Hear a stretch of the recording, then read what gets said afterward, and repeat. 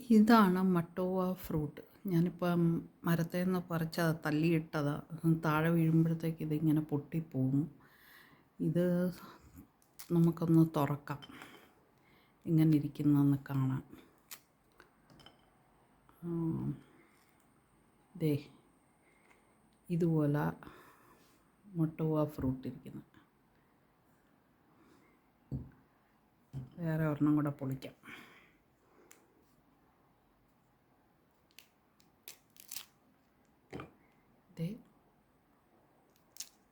കണ്ടോ എങ്ങനെ ഇരിക്കുന്നു.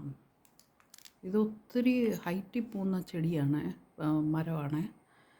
ഇതിലിങ്ങനെ കൊല മുന്തിരിങ്ങ ഉണ്ടാകുന്ന പോലെ കൊല ആയിട്ട് ഉണ്ടാവും. ഇങ്ങനെ മട്ടോവ ഫ്രൂട്ട് ഇരിക്കുന്നു. ഇതിൻ്റെ ടേസ്റ്റ് എന്ന് പറഞ്ഞാൽ കുറച്ച്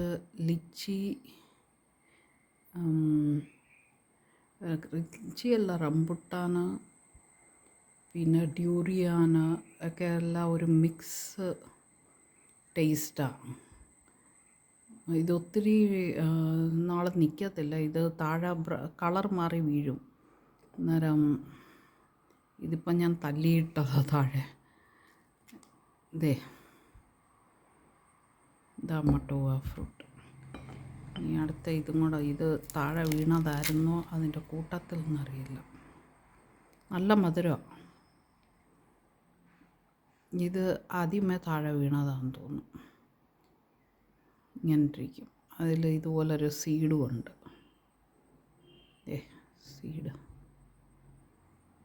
ഇതാ ഇങ്ങനെ ഫ്രൂട്ട് ഇരിക്കുന്നു. നല്ല ജ്യൂസിയാണ്. ഭയങ്കര ഇത് കേടാ.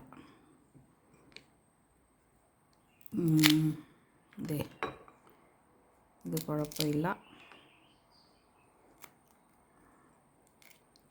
ഇങ്ങനെ ഫ്രൂട്ട് മട്ടോവ കാണാത്തവർക്ക് വേണ്ടി ഞാൻ ഇട്ടതാണ്. നല്ല ഫ്രൂട്ടാണ്. പക്ഷേ ഒത്തിരി ഷെൽഫ് ലൈഫ് ഇല്ല.